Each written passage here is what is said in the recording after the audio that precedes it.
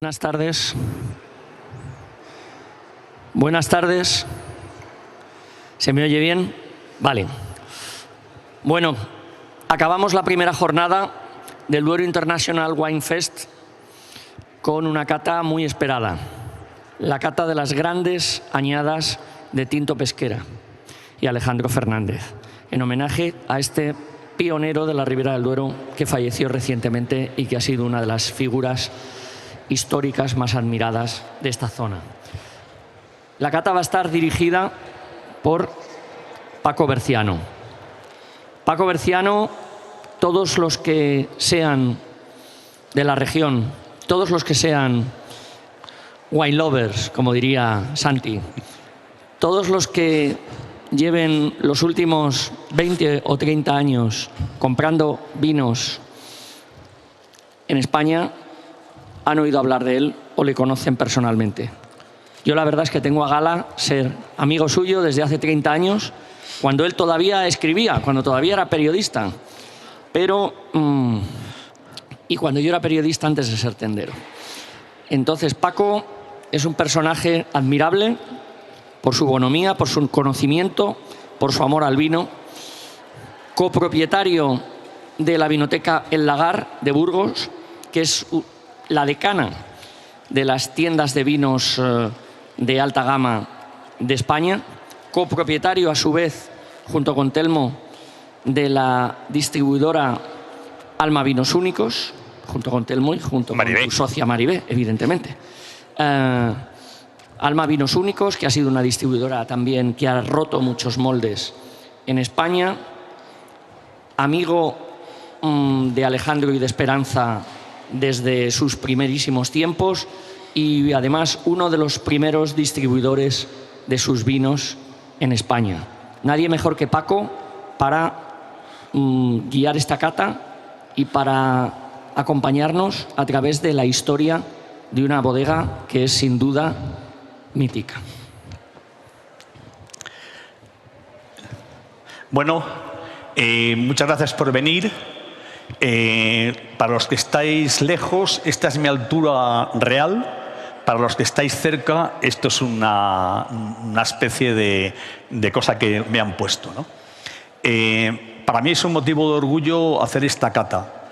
Realmente, cuando me lo propusieron, la organización, a la que también se lo agradezco lógicamente, me emocionó mucho porque, bueno, Alejandro Fernández es una persona que ha sido muy importante, casi definitiva en mi vida vinícola. Alejandro es como mi padre vinícola y bueno, para mí era muy bonito hacerle este homenaje, ¿no? Tinto Pesquera es una marca con la que yo crecí. Alejandro y Esperanza son dos personas de las que he aprendido mucho. He compartido con ellos viajes, trabajos y todo tipo de cosas. Hoy vamos a hacer un recorrido por alguna de sus añadas míticas. Podríamos haber escogido otras muchas, pero al final hemos cogido estas.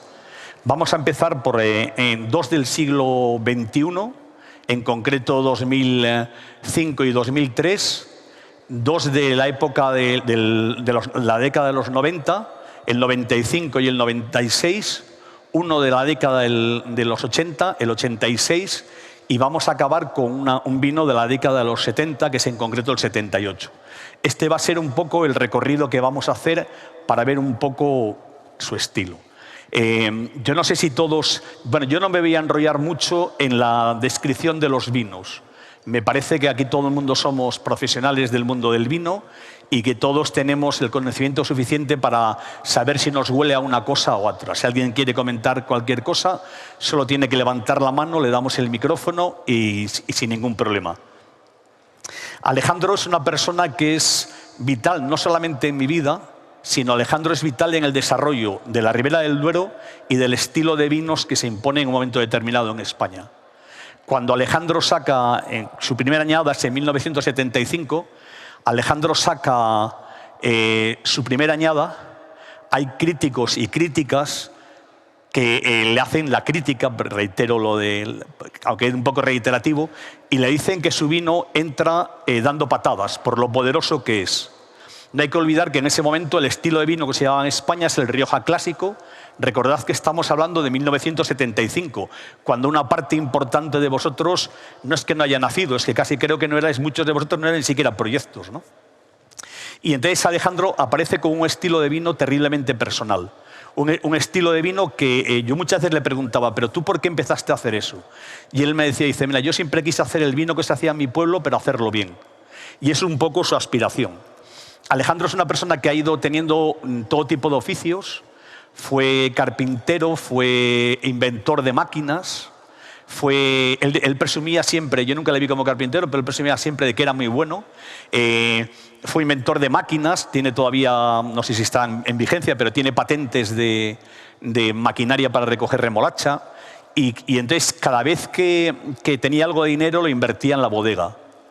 Esperanza y él, porque a mí me parece imposible separar la figura de Alejandro Fernández de la figura de Esperanza, porque crecieron juntos, hicieron todo el proyecto juntos y lo desarrollaron juntos, sufrieron juntos y triunfaron juntos.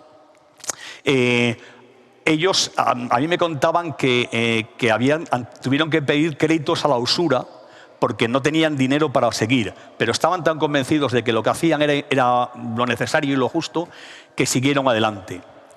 Yo conocí personalmente a Alejandro en 1988. En Burgos acababa de crear un nuevo periódico que era el Diario 16 en su versión local en Burgos, que dirigía un periodista burgalés que es Arsenio Escolar. Y entonces, bueno, me pidieron que colaborase. Yo entonces, en Burgos, en ese momento, en el 88, la Ribera del Duero era prácticamente inexistente, era desconocida. Lo poco que se vendían era algún clarete, que se decía, algún clarete, y todo lo que eran tintos de Rioja. Y entonces yo les propuse hacer una serie sobre vinos de la Ribera del Duero, recorriendo todas las bodegas, ¿no? La serie se iba a llamar La albada del vino, porque en homenaje a una canción de José Antonio Labordeta que se titulaba La albada, ¿no? Pero yo corregí con todo el cuidado del mundo todo el artículo para no tener ninguna errata, y la única errata estaba en el titular y la albada se convirtió en la aldaba. Es decir, esas cosas que pasan algunas veces, ¿no? Por otro lado, el nombre de Aldaba, después, cuando se podía, vemos que haber cambiado, pero al final gustó más en general y nos quedamos con la Aldaba del vino. Y en ese proceso de visitar bodegas fue cuando conocí a Alejandro Fernández. Lo primero que me dijo Alejandro Fernández es que era un motivo de tristeza que en Burgos no se bebiese Ribera del Duero y que eso había que cambiarlo. Dice, tú dime lo que tengo que hacer para cambiar eso. Dice, pero lo vamos a cambiar. Dice, yo voy a empezar a ir a Burgos un día sí y otro día no. Voy a empezar a ir constantemente porque yo quiero que en Burgos se vea Ribera del Duero. Dice, porque lo que no puede ser es que un cliente mío americano vaya a comer al Anda y en el Anda no haya mi vino, no esté nada. Dice, entonces tenemos que conseguirlo. Y estuvo yendo durante años y años, yendo periódicamente a Burgos hasta que consiguió que su vino estuviese instalado en prácticamente todas las mesas importantes y muchas no tan importantes de la ciudad, ¿no? Ese era un poco su estilo, su forma de hacer las cosas. Esa pasión que ponía todas y cada una de las cosas que hacía, ¿no? Y entonces, dentro de esa pasión, yo, por ejemplo, recuerdo perfectamente, como si fuese ayer, a Alejandro en el Anda, que hablaba siempre, que era un lugar de referencia, levantándose con su botella y sirviendo copas de vino a otra gente. Dice, tenéis que probar este vino, porque si no probáis este vino, es que no tenéis ni idea de vino, porque esto es un vino de los de verdad. Y entonces, eso es una de las cosas que él hacía muy habitualmente, ¿no? El primer vino que vamos a probar es del año 2005. 2005 es una añada, digamos, es la segunda añada importante de temperatura, la primera es del 2003 que también vamos a probar. Es también una añada caracterizada por bastante sequía y bueno, vamos a ver cómo evoluciona. Bueno, quiero comentar simplemente para que lo tengáis en cuenta, es que todas las botellas han sido decantadas y después vueltas a la botella original, porque Alejandro, otra cosa en lo cual es pionero, es que él jamás filtraba los vinos y no le importaba que tuviesen pozos. Es una de las cosas que hoy nos parecen absolutamente normales a nosotros, pero sin embargo no veis la cantidad de veces que tuvo que explicarlo. Es más, empezó a construir decantadores, porque a comprar decantadores y regalar decantadores a los clientes para conseguir que decantasen el vino, ¿no?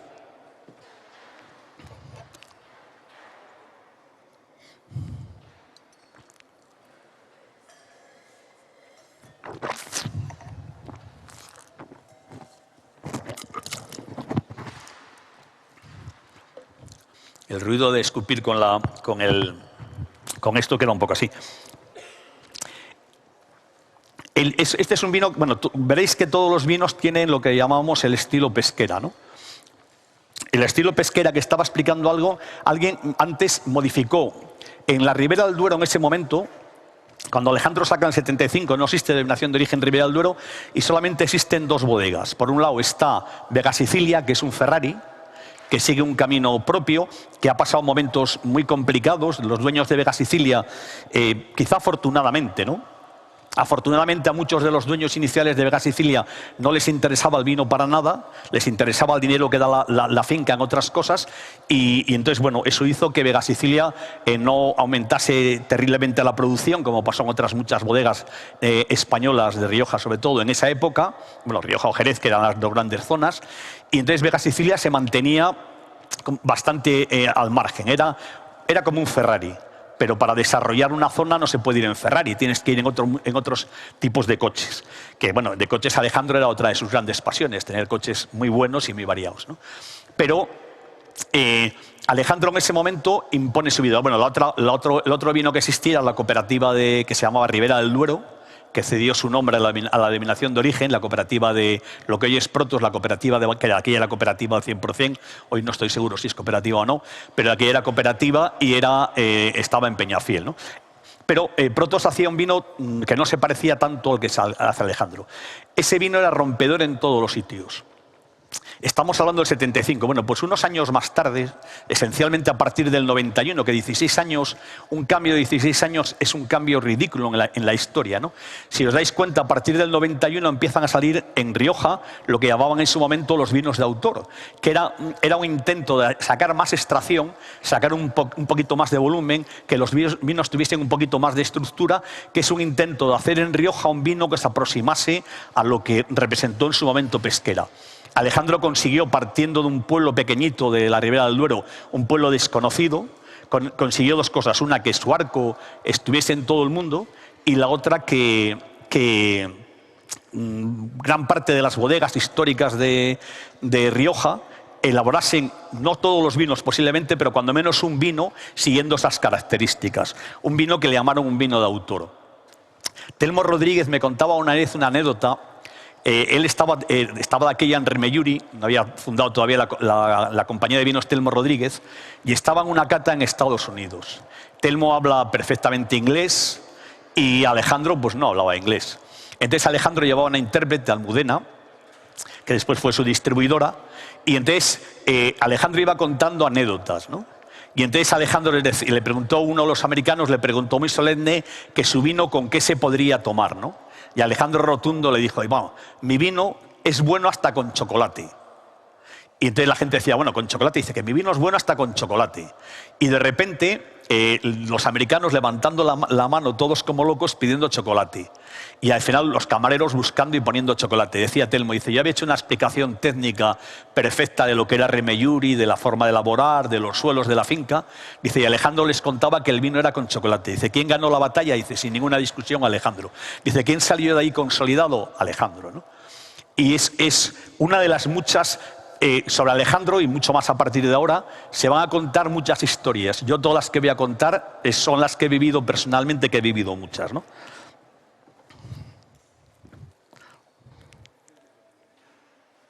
El segundo vino es un 2003, que el 2003, no sé si estoy mejor abajo, ¿no? El 2003 es la primera añada importante del calor, cuando descubrimos que el calor funcionaba. Yo tengo como anécdota, nosotros teníamos un almacén en Burgos, habíamos montado en el año 2000 Alma Vinos Únicos, teníamos un almacén aislado, pero no climatizado. Climatizar algo en Burgos era como una cosa como tirar el dinero, ¿no? Era necesario. Ya sabes que hay un dicho que dice que Burgos tiene dos estaciones, ¿no?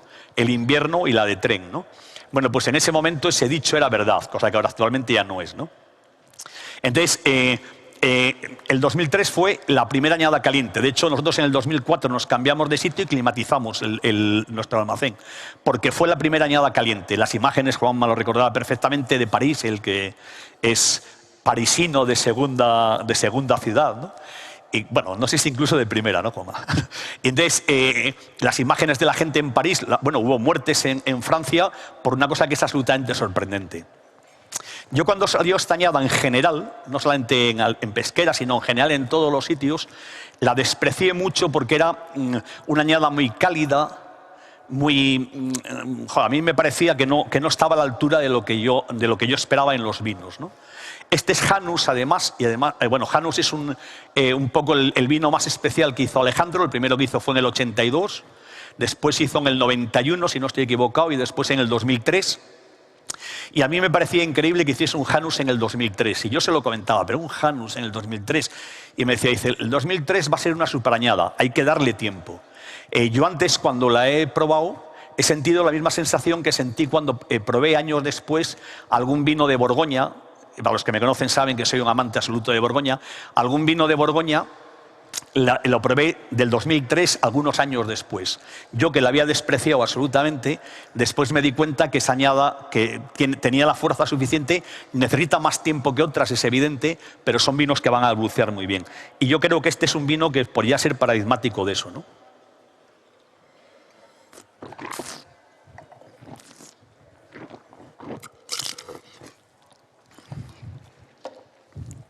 Un vino que está todavía joven.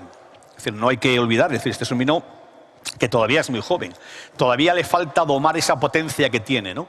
Creo que decía Alberto por la mañana un anuncio de la potencia sin control, ¿no? Este es un vino que tiene potencia todavía y que empieza a tener ya un grado importante de control. Pero no olvidéis una cosa, dentro de unos años, cuando este vino, digamos, el control se imponga a la potencia, va a tener una sutileza que yo personalmente jamás me la esperaba, que yo cuando he probado el vino antes me ha sorprendido mucho y ahora que lo vuelvo a probar me sigue sorprendiendo porque yo de un 2003 esperaba un vino muchísimo más cálido, muchísimo más pesado y no con ese toque de frescura final que tiene, que a mí personalmente me ha sorprendido mucho. Los siguientes vinos que tomamos son, que yo creo que lo tenéis servido en la copa, no sé, creo que sí, ¿no? 3, digamos. Bueno, pues el siguiente vino que probamos es 95. Estamos siguiendo el orden de añadas de joven a viejo y esta es la única excepción. Vamos a tomar el 95 antes que el 96, por una razón que después explico. El 95 sigue, bueno, que explico ahora. El 95 sigue la línea tradicional de Pesquera, es decir, que lanza en roble americano y su forma de elaborar tradicional. El 96 es el primer millennium que saca, lo saca en el año 2000, coincidiendo con ese cambio de milenio tan polémico, porque al final nunca nos enteramos si cambiaba realmente en el 2000 o en el 2001. Y entonces, bueno, de aquí afortunadamente no había tantas tertulias como ahora, pero eso hubiese dado para, bueno, eso hubiese dado como el problema de Cataluña, como todo, es decir, el volcán de La Palma, todo hubiese sido de expertos, no digamos ya el COVID, de expertos explicándonos matemáticamente cuál es el número cero y si existe el número cero, si el día 1 es el día 1 del año 1, o el año 1 se cumple a los 365 días. Bueno, en cualquier caso, es decir, él elabora que es el que os están sirviendo ahora, que si os dais cuenta tiene una botella presentación diferente, se elabora en Magnum y él por primera vez elabora todo el vino criándolo en roble francés. Alejandro siempre fue un defensor del roble americano. A él le parecía que para sus vinos el roble americano se ajustaba mejor. Y sin embargo, en este caso hizo un esfuerzo por aplicar el roble francés y por hacer, digamos, por experimentar un poco la diferencia que podía aportar entre uno y otro. Salió muy contento de la experiencia con roble francés, pero siguió utilizando en roble americano, ¿no? 95 y 96 son dos añadas magníficas, las dos, y las dos además marcadas por una cosa que está clara, que fueron las heladas. Las heladas fueron importantes en el 95 y en el 96, hasta tal punto que fue de las primeras cosechas en las cuales ese cambio climático se intuía y bueno, pues empezaron con una helada. Hablamos ahora del cambio climático, que realmente ya no se debería llamarlo. Lo recordaba el otro día la frase de un profesor, el director de la Escuela de Viticultura de Cataluña, que no recuerdo mismo el nombre, que decía que no hay que llamarle cambio climático, sino realidad climática, porque cambio es algo que está a punto de producirse y esto ya está ahí, no es una realidad, ¿no? En 1999, Alejandro Fernández, que en eso también era un visionario, que creo que no sabría en ese momento ni lo que era el cambio climático, que evidentemente no se hablaba tanto como ahora, ni tenía otra cosa que su excelsa intuición. Alejandro Fernández tomó una decisión que fue muy rompedora en la época, que era comprar viñas en el Llano de Santiago, que es la parte más arriba del pueblo de Pesquera, a una altitud en torno a los 1000 metros. Es decir, una decisión que era como mínimo extraña, que fue incluso muy criticada, que originó muchas carcajadas y que, sin embargo, el tiempo, poco después, le convirtió otra vez en un visionario, ¿no? Bueno, lo que decía con eso, 95 y 96 son dos de las grandes añadas de la Ribera del Duero. 95 es una añada un poquito más, generalmente es un poquito más suave, un poquito más elegante, un poquito más fina, y 96 tiene más poderío, pero sin perder para nada esa elegancia. Son muy significativas de lo que son los grandes Ribera del Duero. ¿Qué es el Gran Ribera del Duero? El Gran Ribera del Duero es un vino que sigue siendo indómito, es decir, que sigue siendo poderoso, que sigue teniendo fuerza, que cada vez, desgraciadamente, eso es cierto, no podemos evitarlo, cada vez tiene una gradación alcohólica más alta, pero que, sin embargo, mantiene la frescura, sobre todo en los grandes años. Esa es la gran añada de la Ribera del Duero, ese contraste día y noche. Si vosotros comparáis Ribera del Duero y Rioja, veréis que en Rioja es mucho más constante la calidad. Rioja posiblemente nunca tenga añadas tan flojas como puede tener en un momento determinado la Ribera, pero es muy difícil que tengas añadas tan excelsas como puede tener algunos de los grandes riberas del Duero. Y ese es uno de los puntos, es lógicamente la vida del contraste, ¿no? Yo cuando voy a Francia y me hablan de la España del sol, y yo les explico que yo vivo en una ciudad en la cual no se distingue precisamente por el sol y que hace más frío que donde viven ellos, se quedan muy sorprendidos, porque claro, ellos cuando vienen a España, vienen a la España del sol, a buscar el sol, ¿no? Y piensan que todo es igual. Son dos añadas muy típicas. Yo esa diferenciación que veo entre las dos es un poco...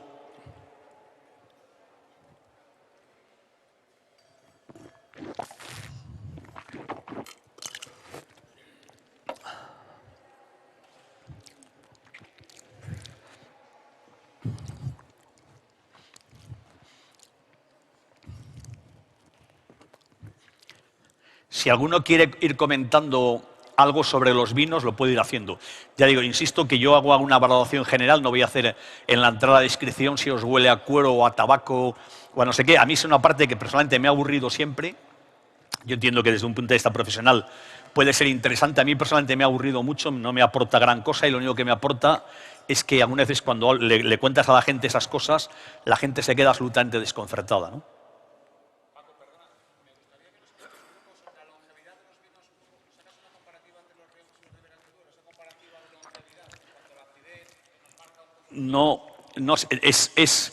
Realmente no se puede hacer esa comparativa excepto con Vega Sicilia, que digo que Vega Sicilia funciona de otra forma. ¿Por qué no se puede hacer? Porque no tenemos... Es decir, ¿cuáles son los grandes vinos los vinos dorados de Rioja que nos deslumbraban a todos? Son años 50, años 60, principios de los 70. En Ribera del Duero no existía. Ribera del Duero no hay que olvidar que como zona empieza en el 82. Y claro, la primera cosecha de Alejandro es el 75. El 72 vamos a probar la tercera. Tú calcula que en el 75 una bodega tradicional de Rioja llevaba elaborando, hombre, no digo 100 años, pero como mínimo 75, 80 sí. Con lo cual quiere decir que vas aprendiendo mucho más, vas cambiando. Sí que es cierto que hay una diferencia importante sobre lo que es Vega Sicilia y lo que es Rioja en ese momento. Es el hecho de que los Riojas clásicos de ese momento tenían una gradación alcohólica mucho más baja, mientras que en Vega Sicilia sí que tenía una gradación alcohólica más alta que lo que tenía en Rioja.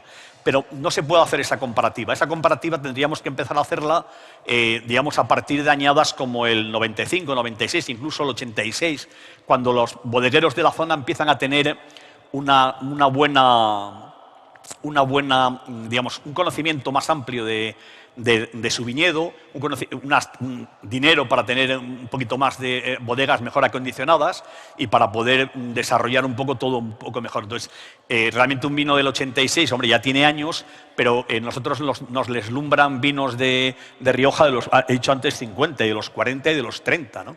Es decir, yo recuerdo la cata histórica de Marqués de Riscal, que empezaba en 1862, pero recuerdo un 1905, creo que recordar, que era absolutamente deslumbrante, ¿no?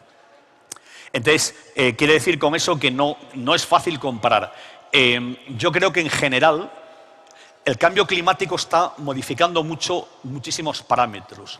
Antes decíamos que a partir del 2000 es difícil que los vinos, es imposible, no ha sido ninguna añada, que los vinos tengan menos de 14 grados. Cifra que en los años anteriores era absolutamente impensable. Es decir, llegar a ese grado alcohólico, pero no es un problema no es un problema español, es un problema, o no es un problema de Ribera del Duero, es un problema mundial. Nosotros tenemos un agravante que por el lugar en el que estamos y por los excesos climáticos tenemos un agravante, cada uno tiene un problema, ¿no?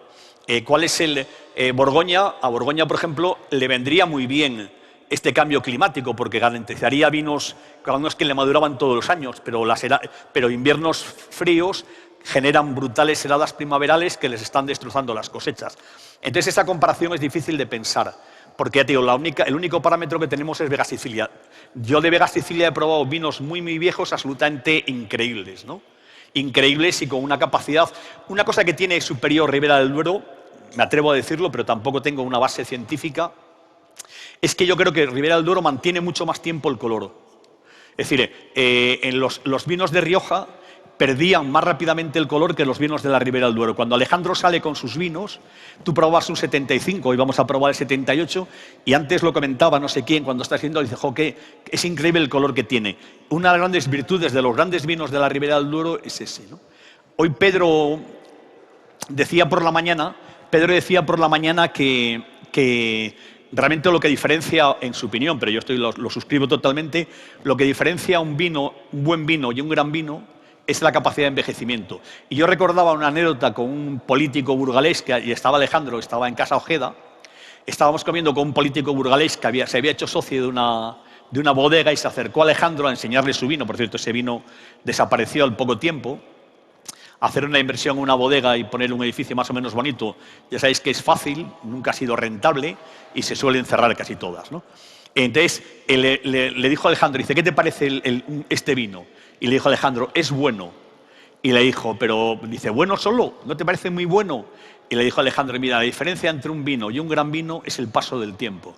Dice, mis vinos los beberán los hijos de mis nietas y los tuyos dudo que lo beban tus hijos. Y eso es una frase, bueno, rotunda como era él, porque es decir, yo creo que todos los que conocíamos sabíamos que no era la persona más diplomática del mundo. Él decía lo que pensaba sin necesidad de darle muchas vueltas, y si eso era políticamente incorrecto, de aquello no se decía lo de políticamente incorrecto, ¿no? Se decía más bien borde, y dices, cojas, que Alejandro se pone a veces un borde, pero era así, es decir, él lo decía con una sonrisa, pero lo decía, ¿no? Y eso es una de las grandes realidades. Yo creo que lo bueno que tienen los vinos de Alejandro es que domestican mucho el paso del tiempo, ¿no? Y después, por otro lado, que son vinos muy identificables. El estilo Alejandro Fernández ha sido siempre un estilo de vinos poderosos, pero cuando la Ribera del Duero empezó a hacer vinos ultra poderosos, él no se unió a ese camino, él siguió siempre su mismo camino. De forma que pasó de ser el vino más estructurado y más poderoso a ser uno de los más ligeros, porque hubo un momento en que esa ley pendular, que en España además se nos da muy bien el péndulo, ¿no? Pasamos de la euforia a la tristeza y la tristeza a la euforia con una facilidad increíble. Bueno, pues en esa ley pendular llegó un momento en que todo el mundo sobreextraía, sobremaceraba, sobrecriaba y sobrecobraba también, ¿no? Era lo sobre todo, ¿no? Entonces Alejandro mantuvo de ser su vino el más caro, a pasar de ser un vino no tan caro, a pesar de venderlo todo, porque él consideraba que el vino tenía un precio determinado y que era el precio que tenía que mantener, y no se subió al carro digamos, de la modernidad, de la sobreextracción, de la presentación despampanante. Si os dais cuenta, la única botella que tiene, y es un homenaje al cambio de milenio, es la del Magnum del 96, con una etiqueta diferente, que eso sí, reproduce lo que es su concepto, él no cambió nunca, pero nunca jugó a ese juego de hacer vinos ultraconcentrados o ultracaros, ¿no? No quiere decir con eso que no tenga cosas como Janus, que evidentemente eran más caros, era una selección.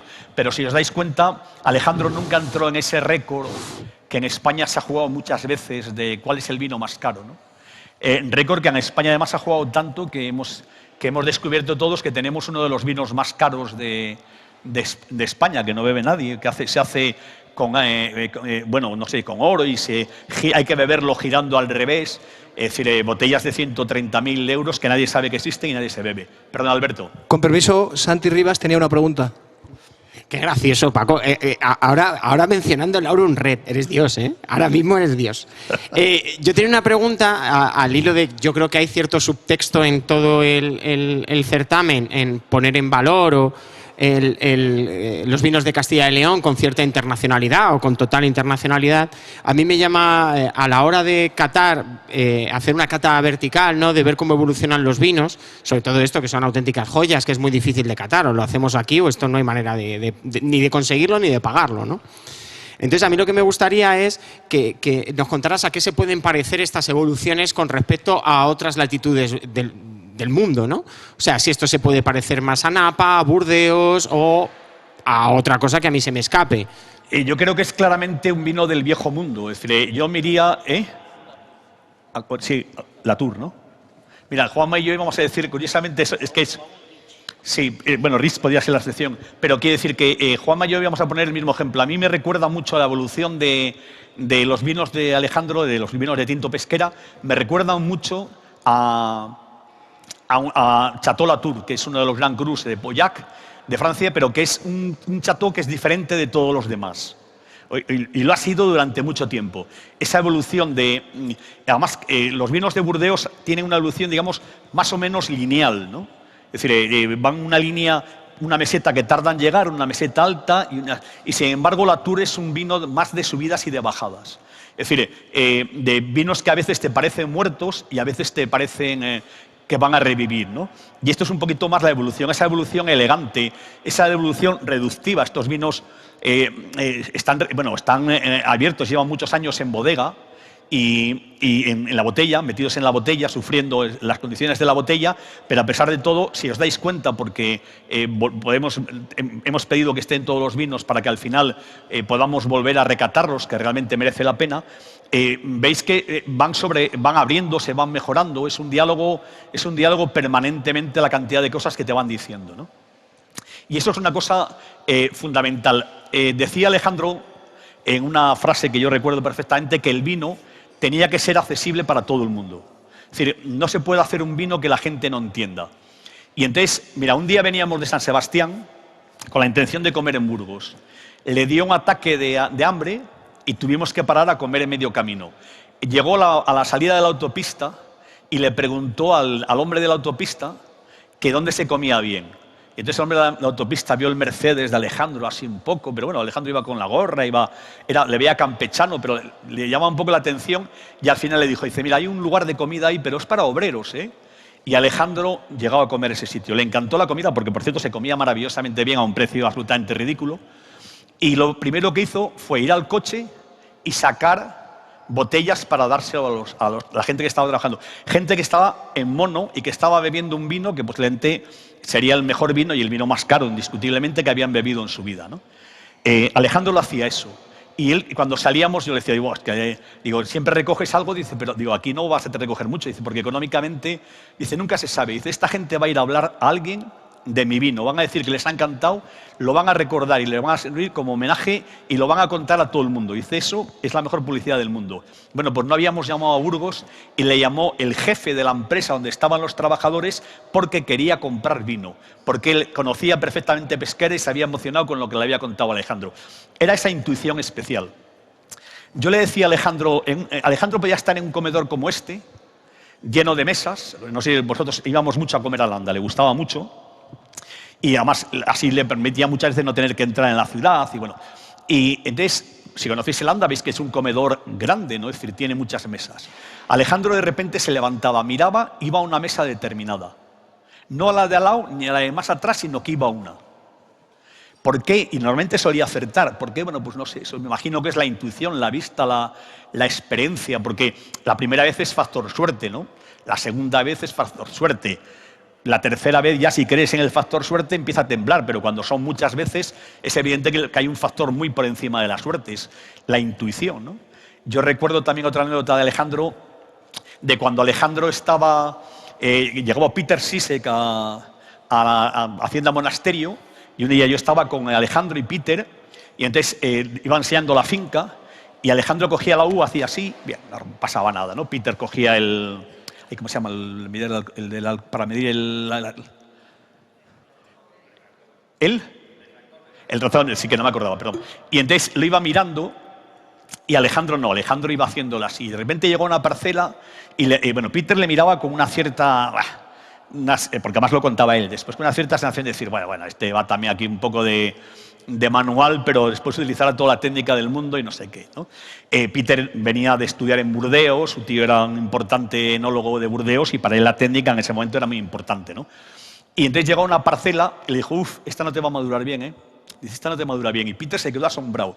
Y después, tiempo más tarde, a mí me lo contaba Peter, que decía, dice, yo fue colgar ahí y llamar a su tío, que era un enólogo muy importante de Burdeos, y entonces llamarle y decirle, no voy a pronunciar el nombre porque yo soy un desastre para los idiomas y para eso tenemos a Juan. Hans Widing, bueno, pues fallecido recientemente. Efectivamente. El primer enólogo danés. Sí. Y entonces él llamó y le dijo, su tío le dijo, y vamos a ver, Peter, hijo, dice, ¿tú qué te has pensado? Que antes de inventar la tecnología no sabían cuándo la uva estaba madura y no estaba madura. Dice, él lo sabe porque lo ha hecho muchas veces a lo largo de su vida y según se le pegue en las manos más o menos va a ver la cantidad de azúcar que va a tener ese... Son sistemas que hoy nos parecen arcaicos, pero que está volviendo, es decir, que hay mucha gente que está volviendo. A mí me preguntaban hace poco tiempo que cuál es lo más moderno que se podía hacer en el vino español y yo les decía que lo más moderno que se podía hacer en el vino español era volver a ser tradicional, ¿no? Que es una de las asignaturas que tenemos pendientes y que hay muchísima gente que la está intentando aprobar, ¿no? El quinto vino es el 86.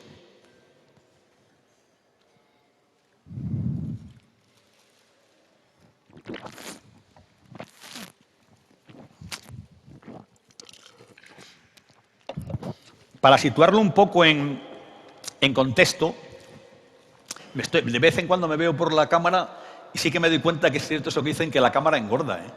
Pero mira que engorda, ¿eh? Es decir, que yo soy mucho más delgado, que yo me veo.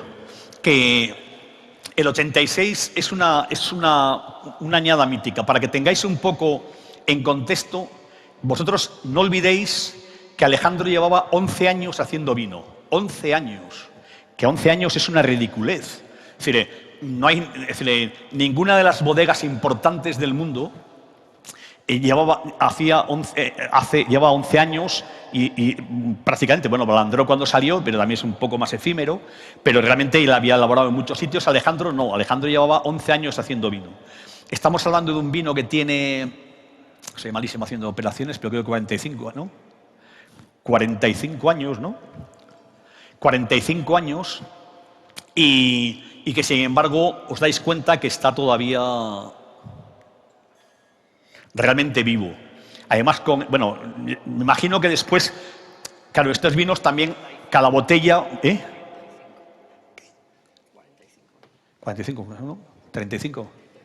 35, ¿no? 45, ¿no? 45, sí, sí. Joder, ojalá fuesen 35, yo tendría 10 menos. Sí, hombre. 35, es verdad, tienes razón. Sí, perdón. Sí, perdón. Es verdad, 35. Bueno, sirve la misma explicación. Me imagino que después cada botella puede tener también una evolución un poco diferente. Eso pasa en las botellas. En la que yo tengo aquí son sorprendentes los tonos incluso mentolados, es decir, que encuentras, ¿no? A mí me resultan sorprendentes, ¿no?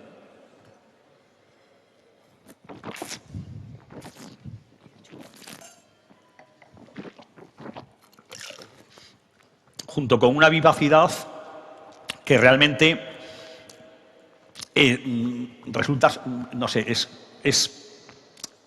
a mí me sorprende, es decir, me sorprende porque son vinos que yo podría pensar, claro, es que lleva muy poco tiempo haciendo vino, se hace en condiciones incluso bastante rudimentarias, no hay que olvidar, Alejandro hace su Janus primero porque es el dios que mira al pasado y el dios que mira al futuro, porque hace el vino sin despalillar, en lagar antiguo, bueno, es decir, las condiciones todavía no hay es decir, nadie aprende, un viticultor tiene un problema sobre cualquier otra profesión, es que tiene una oportunidad al año, una sola oportunidad al año de hacer vino, no tiene varias. No es un cocinero que si hoy estropea un poco, no le he dado el punto a la merluza, mañana se le puede dar otro punto, puede ensayar, no, aquí tienes una oportunidad al año. Una oportunidad al año, has trabajado la viña, has tenido has preparado todo, pero después, como los tropés en la fecha de vendimia, Alejandro, por ejemplo, siempre fue un pionero en adelantar las fechas de la vendimia. Y cuando la gente buscaba sobre maceración, sobre maduración, en este caso, sobre maduración, Alejandro siempre vendimiaba muy rápido. Había gente que se reía con él porque iba con su mítico Mercedes blanco, que fue uno de sus primeros Mercedes, cuando yo el primero que conocí. Iba y él cogía y llevaba de repente a unos obreros unos vendimiadores que estaban vendimiando, unos vendimiadores que podían ser perfectamente Esperanza y sus hijas, ¿no? Es decir, o unos que estuviesen allí, les metían rápidamente y les llevaba a otra viña, porque él había dado vueltas por todos los sitios y entonces sabía que esa viña era la mejor. Uno de los casos quizá únicos y que demuestra también un poco el conocimiento profundísimo que tenía Alejandro de la Ribera del Duero es el fenómeno Condado de Aza. A él le enamora unas viñas determinadas en el término de Valera, en Aza, bueno, en Aza no, en Roa, entre Roa y La Horra, un paraje de los más históricos y más míticos, y él decide comprarse allí e instalar la bodega. Él va comprando parcelita, parcelita, parcelita, parcelita, parcelita, parcelita. Hay gente que no quiere vender, entonces él sabe que, por ejemplo, Juanma, imagínate, Juanma no quiere vender, pero Juanma tiene una viña muy buena en otro sitio, entonces él compra el de al lado de Juanma para que después cambiársela. Hace un juego artístico que le permite hacer eso. Yo tengo la experiencia personal de ir con él a Irún, donde una familia de propietarios del viñedo, de una parcela muy pequeñaja, pero que a Alejandro le interesaba, habían accedido por fin a vender.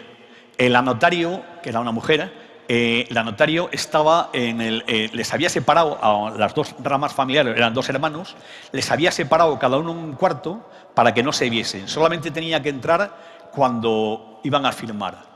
Y cuando iban a firmar, ella pidió que entrasen todo el personal de la notaría para hacer un poquito de barrera entre ellos, pero tenían que firmar todos a la vez, porque si no, no valía la operación, ¿no? Y bueno, salimos de allí, y cuando salimos de allí, bueno, se empezaron a liar a puñetazos ya en la parte de fuera, que Alejandro y yo salimos por piernas diciendo, a ver si nos toca. Yo le decía a Alejandro, digo, a lo mejor tenemos que separarlos. Dice, entre hermanos no te metas, y lo único que podemos hacer es que cobramos. Digo, es verdad, tienes toda razón del mundo. Entonces, ese conocimiento tan profundo que tenía de la zona es lo que le llevaba a eso, ¿no? Le llevaba a poder hacer esa finca tan increíble en Aza, cambiando, porque no solamente es comprar a unos y a otros, sino que él lo conocía perfectamente, ¿no? El último vino que vamos a probar es el 78.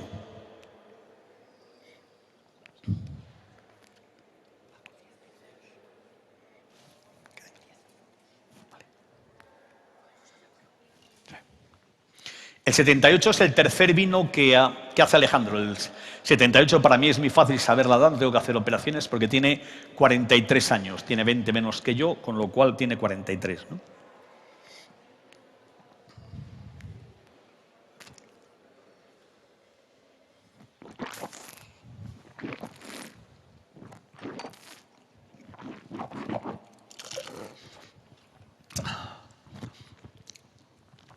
Esta es una añada que si tú miras en los libros, te dicen que no es muy buena en la Ribera del Duero. No sé en qué se basan, entonces porque no había Ribera del Duero, pero tú vas mirando en los libros y te dicen que no es una añada, que es una añada normal. Bueno, pues si esto sale de una añada normal, imaginaros lo que tiene que salir de una añada buena, ¿no? Porque realmente este es un vino absolutamente sorprendente y es un poco lo que decíamos antes. Este es el tercer vino que Alejandro Fernández elabora en su vida, el tercer vino. Imaginaros el grado de de complejidad, el grado de expresividad, la vida que le queda todavía por delante. Este como mínimo me alcanza a mí, como mínimo, si no me supera. Pero Paco, del 78, ¿cuántas botellas debió elaborar? ¿De cuántas elaboró? Me imagino que no, muy poca, no sé si alguien lo sabe. ¿Alguien sabe el número de botellas que elaboró Alejandro en el 78? O en el 86. Muy pocas, es decir, seguía elaborando muy pocas botellas en ese momento, claro.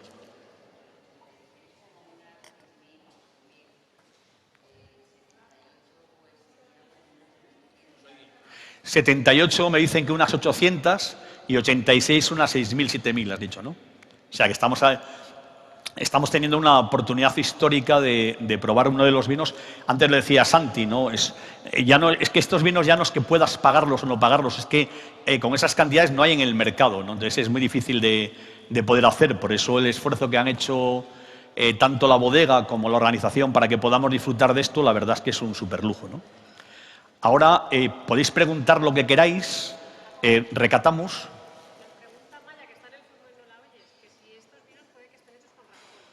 ¿Estos vinos están hechos con raspón? No. A ver, perdón. El 78 sí que está hecho con raspón, me dicen.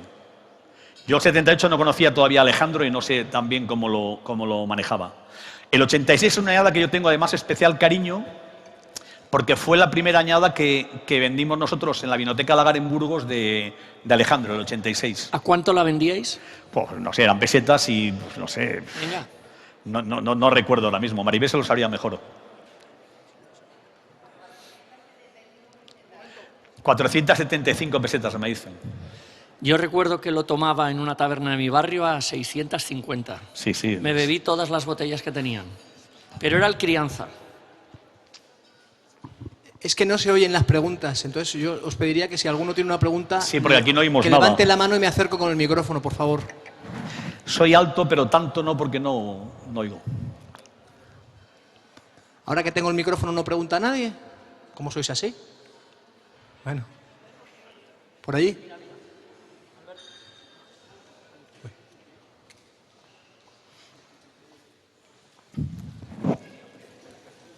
Hombre, está ya. Hola, buenas tardes. Yo quería preguntarle sobre el color, que parece como si tuviera muchísimo más color las primeras que las del medio, incluso que las últimas. Claro, es lógico. El color es el tiempo. Una de las características del tiempo es que pierde el color. Si comparásemos este vino del 78 con otros vinos del 78, no de Ribera del Duero, porque prácticamente no existía ni la denominación de origen, uno de los efectos de la pérdida de color es una de las consecuencias de la edad. Entonces es inevitable. Claro, los primeros tienen muchísimo más color, pero los primeros dentro de 20 años habrán perdido color y todo va. Es decir, el color se pierde con los años. No hay más secreto que ese. Es un problema de los antocianos. Es decir, tú vas perdiendo, los antocianos se van depositando. Si tú coges alguna vez, tienes la oportunidad de coger alguna botella de vino muy viejo, muy viejo, hay algunas que han perdido tanto color que siendo tintas, a mí me ha pasado alguna vez, he visto algunas, siendo tintas, la parte de abajo es una especie de polvillo, que son los antocianos, y la parte de arriba es absolutamente transparente, como si fuese agua, ¿no? Eso es un problema de la edad. Yo sinceramente no recuerdo el 78, no lo recuerdo recién salido. Entonces no tengo opinión, pero por ejemplo 86 o 95, 96, que sí que lo recuerdo, tenían un color similar a lo que pueden tener ahora pues un 2016, 17, es decir, me refiero que no ha habido un cambio de forma de elaboración, simplemente es el paso de los años.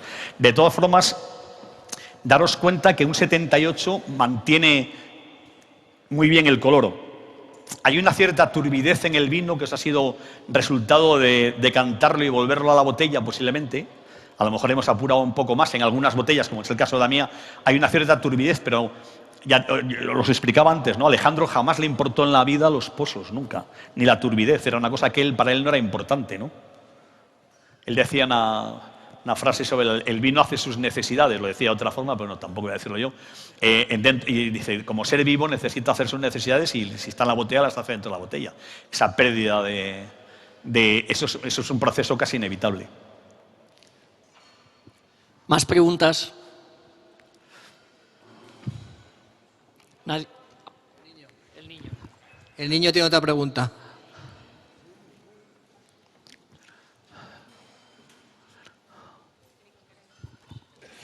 Que esto lo mismo ya se ha comentado. Si se ha comentado, tiramos cada uno para su casa.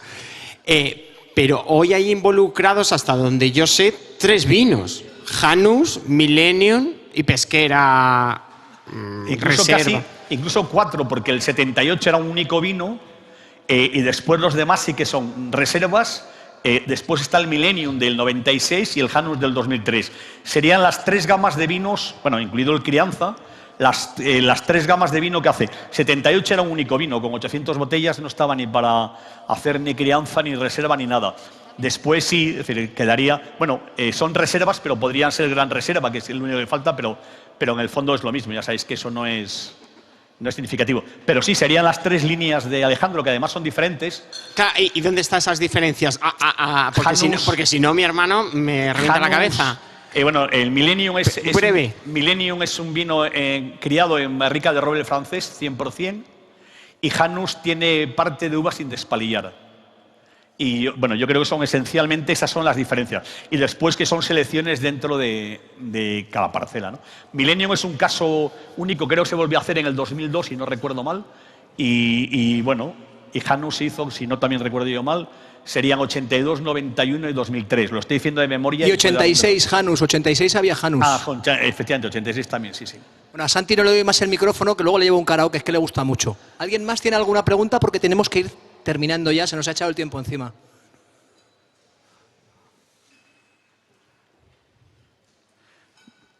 Bueno, yo espero, muchas gracias a todos.